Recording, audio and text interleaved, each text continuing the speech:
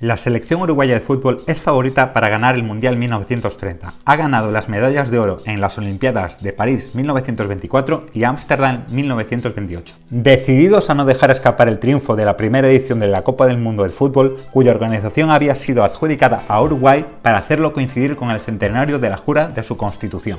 Los dirigentes uruguayos acordaron suspender la temporada liguera 1930 y concentrar a 32 jugadores durante 60 días en un lujoso hotel de Montevideo.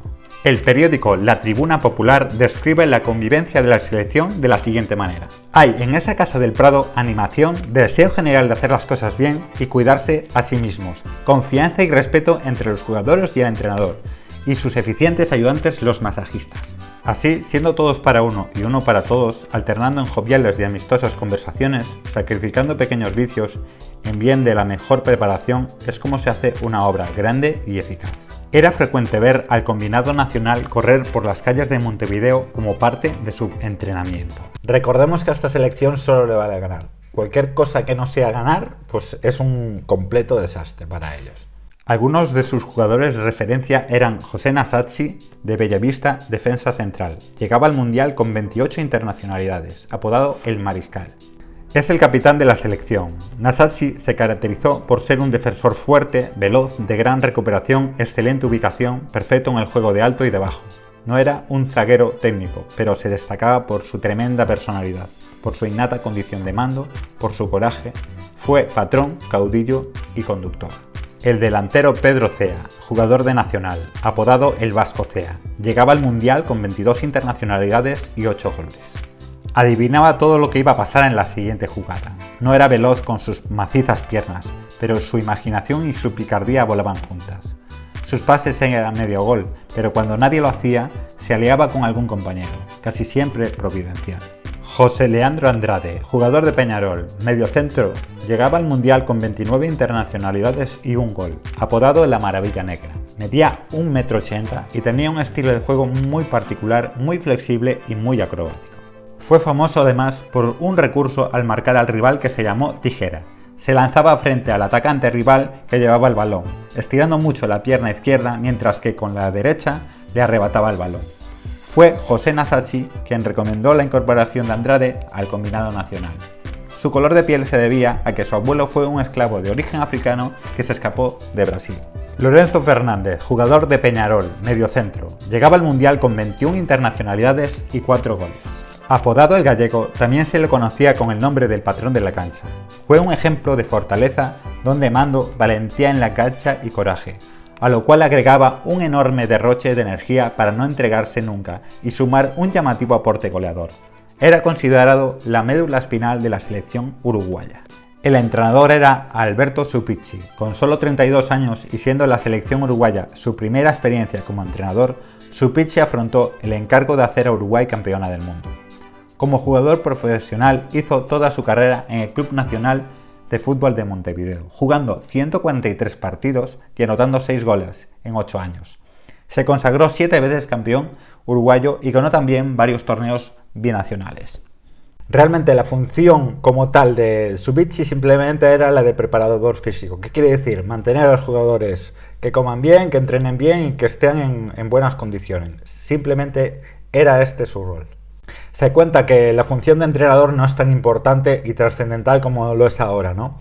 Que el entrenador simplemente eso, era un preparador físico, al menos en esta selección, porque al final quien decidía cómo se iba a jugar eran los 11 que iban a salir al campo. Ellos eran los que decían cómo van a jugar, cómo van a defender y cómo van a atacar. Además de esto, existía la Comisión Nacional de la Selección Uruguaya, que era un combinado de cargos del fútbol uruguayo, que ellos eran los que decían quiénes iban y quiénes no se iban. Es decir, no era el entrenador el que seleccionaba a los jugadores.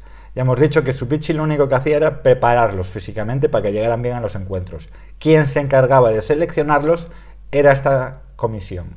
Esta comisión estaba compuesta por Atilo Narancio, médico pediatra y presidente de la Asociación Uruguaya de Fútbol, personaje fundamental en los logros de aquella selección de la época. Atilo Narancio prometió a sus jugadores que si ganaba la Copa América 1923, al otro año viajaban a los Juegos Olímpicos de 1924 y cumplió su palabra, a pesar de que era muy caro, debiendo hipotecar unas tierras de su propiedad para financiar el pasaje en barco de la delegación. La comisión de la selección nacional uruguaya la completaban Asdrúbal Casas, delegado de Uruguay de los Juegos Olímpicos de París, Héctor Verdesio, fundador del Club Atlético Progreso, Horacio Baque y Juan Campespigul. Días antes del primer mundial, la comisión tomaría una drástica decisión. Una misteriosa rubia aparece en el hotel de los Charrúa y esta misma noche Mazzali, portero titular de la selección, desaparece con ella. No volvió al hotel hasta la mañana del día siguiente. Lo hizo, como quien dice, con la corbata desanudada y los zapatos en la mano. Tras varias reuniones y conversaciones telefónicas, el joven técnico Alberto Subizzi anunció la decisión. Andrés Mazzali quedaba apartado del equipo y no jugaría el mundial. Se cuenta que Mazzali era muy bueno como preparador físico y esto generó entre él y Subizzi un pique, ¿no? Una cierta rivalidad. ¿Qué pasa? Que cuando sucede todo esto, pues lógicamente a Subizzi le viene muy bien que aparten a Mazzali porque él puede hacer su trabajo más tranquilo. Se dice que esta chica rubia, hay rumores de que tenía un estrecho vínculo con un alto dirigente de la selección uruguaya. Por lo tanto, explica bastante bien la fulminante decisión de dejar a Mazzali fuera. Según José Nasazzi, capitán de la selección, el momento más triste para nosotros fue cuando separaron del plantel a Andrés Mazzali. Había sido el arquero en París y en Ámsterdam, pero era muy mujeriego y una noche se escapó de la concentración para irse con una rubia. Lo expulsaron y no hubo defensa para él. Todos sentimos pena, pero la sanción impuesta fue irreductible y ni a mí me hicieron caso. La convocatoria final de 22 futbolistas sería la siguiente. Porteros: Enrique Ballestrero, de Rampa Juniors Montevideo, y Miguel Cappuccini, de Peñarol de Montevideo. En la defensa, José Nasazzi, de Bellavista Montevideo, Domingo Tejera, de Montevideo Wanderers, Ernesto Mascheroni, de Olimpia Montevideo, y Emilio Recoba, de Nacional de Montevideo. Como mediocentros, José Leandro Andrade, de Peñarol de Montevideo, Lorenzo Fernández, de Peñarol de Montevideo, Álvaro Gestido, de Peñarol de Montevideo, Ángel Melogno, de Bellavista, Conduelo Píriz, de Nacional de Montevideo, y Carlos Riolfo, de Peñarol de Montevideo. Como delanteros, Santos Urdinarán, por Nacional de Montevideo, Héctor Castro, por Nacional de Montevideo, Pedro Petrone, por Nacional de Montevideo, Pedro Cea, por Nacional de Montevideo, Santos Iriarte, por Racing Montevideo, Peregrino Anselmo, por Peñarol de Montevideo, Juan Carlos Calvo, por Miramar Misiones, Pablo Dorado, por Bellavista Montevideo, Zoilo Sandovalde, por Montevideo Wanderers, y Héctor Escalone, por Nacional de Montevideo. La equipación que vestiría la selección charrúa era camiseta celeste, pantalón negro y medias negras y celestes. Uruguay quedó encuadrada en el grupo C, junto con Rumanía y Perú. Te recuerdo que en este mundial solo se clasifica el primero de cada grupo. El primero pasa a semifinales, los demás ya quedan fuera. Y además, en este mundial no había posibilidad de cambio, no había ninguna posibilidad de cambio. Si un portero se lesionaba, pues otro tenía que ocupar su lugar y además no había otro jugador que entraba. No, eran los 11 y si algo pasaba con esos 11, se quedaban con menos futbolistas, pasara lo que pasara. 14 de julio de 1930. Rumanía gana su encuentro contra Perú por 3-1. Así que de este modo Rumanía es primera del grupo. El 18 de julio de 1930 se juega por fin el Uruguay-Perú. Debido al retraso de la construcción del Estadio Centenario, Uruguay no disputa su primer encuentro hasta pasados 5 días del comienzo del Mundial, cuando por fin puede jugarse el partido. Este fue precedido de una gran ceremonia con más de 50.000 personas en el estadio. Vaya presión para la selección uruguaya, ¿no? Porque, a ver, son los campeones de los Juegos Olímpicos, de los dos últimos. Juegan en casa, el estreno del centenario, los 100 años de la jura de la Constitución. Entonces tienen, aunque son mejores que Perú, tienen una presión muy grande, ¿no? de tener que ganar ese partido, ¿no? Lo que explica un poco que el partido, aunque los peruanos en calidad eran algo peor, explica que fuera un partido tan igualado. En el banquillo de la selección peruana se encontraba el español Paco Bru, que años antes había entrenado a la selección española. Sobre la selección peruana también haré su correspondiente vídeo de su Mundial 1930. La selección uruguaya saca el siguiente 11 con un típico de la época 2-3-5. Ballestrero bajo palos. En defensa, Tejada y Nasazzi. Los tres del medio campo serían Lorenzo Fernández, Gestido y Andrade. Y al ataque, Iriarte, Urdinarán, Cea, Petrone y Castro. Tras una disputada primera parte, el resultado al final de este era de 0-0. Pero ya en el segundo tiempo, en el minuto 60, Héctor Castro anotó el 1-0 para Uruguay con un disparo desde 16 metros sobre la portería de la tribuna Colombes. Algo curioso de Héctor Castro, el que anotó este gol, es que él era manco, le faltaba un antebrazo, porque cuando era niño, tenía 13 años, pues accidentalmente con una sierra eléctrica se cortó el antebrazo. Pero bueno, en este caso, aunque no tenía antebrazo, le echó una mano a su selección. El marcador ya no se movería, finalizando el partido Uruguay 1, Perú 0. Pese a la victoria, Uruguay recibía muchas críticas por parte de la prensa local, ya que la expectativa presumía de un marcador mucho más abultado. 21 de julio de 1930, se juega el Uruguay-Rumanía. Rumanía llega empatada a puntos con Uruguay, así que lo único que le vale a Uruguay es ganar el partido, no cabe otra. Es curioso que el seleccionador de la selección rumana era ni más ni menos que el rey del país, el rey Carol, que él fue el que costeó todos los gastos para llevar a esa selección a participar en el primer mundial del mundo, a Rumanía, ¿no? Y bueno, es entendible, ¿no? No tenía Big Wemmer, no tenía PlayStation para jugar al Pro, ni al FIFA, pues me llevo mi selección. La alineación de Uruguay es la siguiente, jugando con un 2-3-5. Ballesteros bajo palos, en defensa Mascheroni acompaña a Nasacci. En el medio del campo no hay cambios, con respecto al último partido, Lorenzo Fernández, Gestido y Andrade. La delantera está formada por Dorado, Scarone, Anselmo, Cea e Iriarte. La prensa de la época hace la siguiente crónica del partido. A la selección uruguaya le bastó la primera parte del partido para aplastar a Rumanía por 4-0, de nuevo en el Estadio Centenario de Montevideo. Pablo Dorado en el minuto 7, Héctor Scaroni en el 26, Anselmo en el 31 y Pedro Cea en el 35. Uruguay terminó en el primer puesto del grupo C y avanza a semifinales. 27 de julio de 1930, se juega el Uruguay-Yugoslavia. Esta selección de Yugoslavia también voy a hacer un vídeo especial de cómo fue su torneo. Y es curioso porque Yugoslavia, a diferencia por ejemplo de Bélgica y Francia, que llegaban bajo presión, ellos iban, es verdad que se apuntan al final cuando ya habían pasado los plazos para entrar al Mundial, pero bueno, quizás vieron una oportunidad de poder, no estaba Italia, no estaba España, no estaba Inglaterra, pues de poder ganarlo, ¿no? Entonces ellos, mi sensación es que van al Mundial queriéndolo ganar, queriendo acabar primeros en el torneo.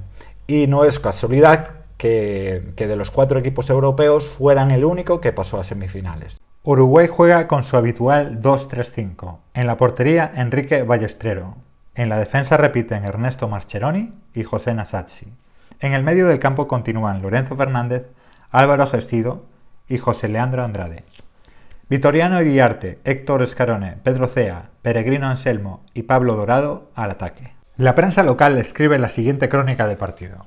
La selección uruguaya consiguió el billete para la final del Mundial 1930, este domingo por la tarde, al golear a Yugoslavia por 6-1, 3-1 en el descanso.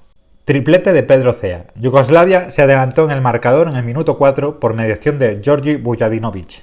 Pero el Uruguay remontó el partido gracias a los goles de Cea en el 18, Anselmo en el 20 y en el 31. Yendo a la cabeza por 3-1 en el descanso. Los uruguayos ampliaron su ventaja en la segunda parte al marcar 3 veces Iriarte.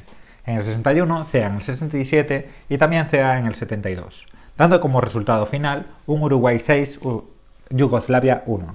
Es apropiado destacar un hecho. Uruguay encaró la final de 1930 bajo la amenaza del comité organizador de suspender el partido si apelaba el juego brusco.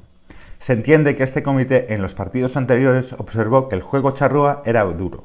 A mí la sensación que me da es que Uruguay en este mundial es un poco como los equipos de categorías más bajas de cualquier sitio, donde por el hecho de ser locales pues hay una presión adicional, el árbitro puede tener un poquito más de miedo por si la afición puede arremeter contra él, entonces, y que eso también le da al equipo local un poco más de libertad para ser un poco más más bruto, ¿no? Entonces yo creo que pasamos un poquito esto. Una famosa anécdota de esta selección fue que el 28 de julio de 1930, 3 días antes de la final, fueron visitados por el cantautor de tango más famoso del mundo, Carlos Gardel, el cual comió con ellos y les obsequió con algunos de sus tangos.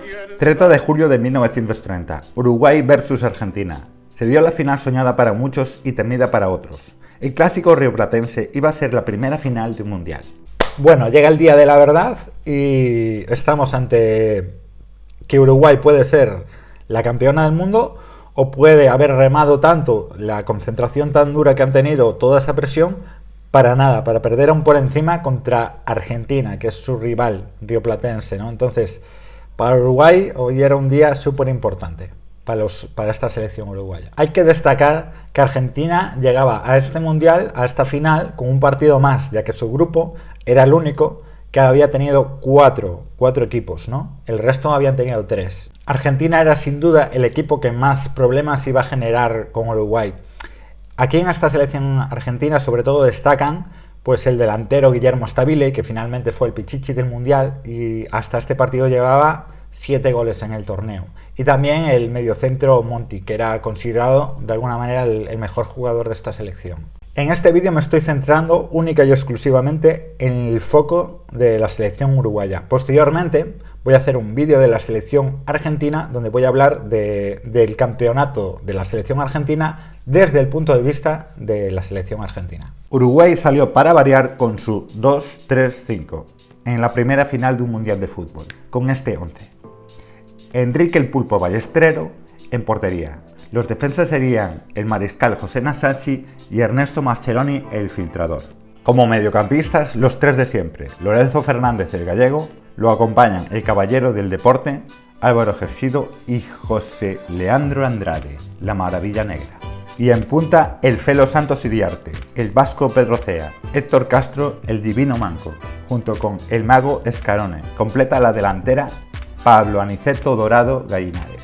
Con más de 60.000 espectadores sobre el Estadio Centenario, los equipos salen al terreno de juego. El colegiado del encuentro fue el belga John Langenus. Una de las anécdotas más famosas de esta final es la del balón con el que se jugó. Y es que tanto los capitanes de Uruguay, José Nasacci, como Argentina, Manuel Ferreira, quisieron que la final se disputara con el esférico que traían al terreno de juego, al no haber ningún oficial por parte de la organización en aquel entonces. Se cuenta que la decisión del colegiado belga John Langenus fue salomónica. La primera parte se escogió la pelota argentina y la segunda mitad se jugaría con el cuero uruguayo. De esta manera comenzó el encuentro. Habían pasado 12 minutos cuando los uruguayos volvieron a inquietar la zaga argentina. Cea hizo un pase a Scarone, cruzó ligeramente la pelota a Dorado y este anotó con un tiro cruzado el primer tanto uruguayo. Se observó inmediatamente una notable reacción de los argentinos. En consecuencia, minutos más tarde, aproximadamente en el minuto 20, Pezuelle iguala la contienda a pase de Barallo. Con un fuerte lanzamiento, Stabile consigue la remontada para Argentina en el minuto 38. Así, con el 1-2 en el marcador, se llega al final de la primera parte. Se cuenta que el ambiente en el vestuario del combinado uruguayo era de cierto pesimismo. Se pensaba que era sumamente difícil poder remontar, pero solo tocaba seguir adelante y hacer el mayor de sus esfuerzos. Ya en la segunda mitad, la enorme concurrencia seguía con visible ansiedad las acciones desarrolladas antes de cumplirse el cuarto de hora, porque después de la ligera superioridad ejercida en el principio por los argentinos, el juego fue equilibrado. Corre el minuto 57 de partido cuando Pedro Cea, tras librarse de 2 defensas, dispara a media altura para marcar el 2-2 y dar esperanzas a su selección. Un atronador sonido de aplausos estalla en el Estadio Centenario. El estado de ánimo de los uruguayos cambia y comienza a atacar con mayor confianza. Fruto quizás de lo tenso de la situación y todo lo que estaba en juego, los uruguayos intensifican el juego brusco, a pesar de las amenazas del comité organizador. Quien debió soportar de forma más visible el juego brusco fue el portero argentino Botasso. Así, al embolsar bien una pelota enviada hacia su portería, sufrió una colisión violenta con Iriarte y una vez en el suelo recibió algunos puntapiés de los delanteros que trataron de quitarle la pelota. El centrocampista Arico Suárez continuaba alimentando convenientemente a los delanteros argentinos y colocó varios centros altos. uno de los cuales ofreció a Mascheroni la oportunidad de realizar un fuerte rechazo que alcanzó a Zea, quien puso en juego a Iriarte, y este, después de correr un trecho junto a la línea de toque, colocó un disparo que dio con la pelota en la red, a pesar del esfuerzo de Botasso, quien se arrojó para alcanzarla. 3-2, Uruguay ya estaba por delante en el marcador. Pese a todo, Argentina siguió peleando. Tal es así que Barallo estuvo cerca de igualar con un lanzamiento que acabó en el palo. Ya en el minuto 89, Dorado, corriendo por la banda derecha, coloca un gran centro que Castro logra cabecear para convertir el 4-2 y sellar el triunfo de la primera campeona del mundo. Finalizó pues el partido con el resultado de Uruguay 4, Argentina 2. Entre vencedores y vencidos, el entonces presidente de la FIFA, Jules Rimet, entregó la dorada estatuilla a los monarcas en manos del victorioso defensor José Nasazzi. Desafortunadamente no he podido encontrar imágenes reales de Nasazzi levantando la Copa del Mundo. Años después, en su libro de memorias La maravillosa historia de la Copa del Mundo, Rimet escribió: "Nunca antes había presenciado escenas de pasión y entusiasmo como las que hubo al conquistarse la victoria". Cuando se izó la bandera uruguaya, los jugadores del equipo campeón del mundo la contemplaron con lágrimas en los ojos, y toda la nación parecía estar unida en el orgullo por aquel triunfo. Argentina había perdido de una manera impecable, pero aceptó la derrota de forma deportiva. Aplaudieron a sus eternos rivales y los acompañaron en la vuelta olímpica. Ambos equipos fueron igualmente aclamados por los espectadores al abandonar el imponente estadio de Montevideo. Para mí el gran mérito de esta selección uruguaya fue el precisamente y paradójicamente ganar en casa, ¿no? Porque era el primer mundial del mundo. Venían de ser los mejores siempre y además enfrente tenían a la selección argentina. Entonces para mí el gran mérito es poder aguantar esa presión de la gente, de ellos mismos, ¿no? Una concentración súper dura, que sí, que a lo mejor tuvieron ciertas facilidades, pero eso no quita que haya sido realmente complicado ganarla, porque veremos que en ediciones más posteriores, por ejemplo en Brasil, en Maracanazo, precisamente contra Uruguay, Brasil pierde. Es decir, no es tan fácil. Por ejemplo, en España pasó el centenariazo, el año del centenario del Real Madrid, pierde la Copa en casa contra el Deportivo de La Coruña. También pasó en la Eurocopa de 2016, que Portugal le gana a casa en Francia. Entonces, ¿qué quiero decir con todo esto? Porque para mí tiene mérito. Tiene mérito porque ganaron en casa y eso ejerce una gran presión. Si tienes algo más que añadir a este vídeo, porfa, haz un comentario, te lo agradecería de corazón. Además, si puedes, ayúdame con un like. Chao, chao, un abrazo.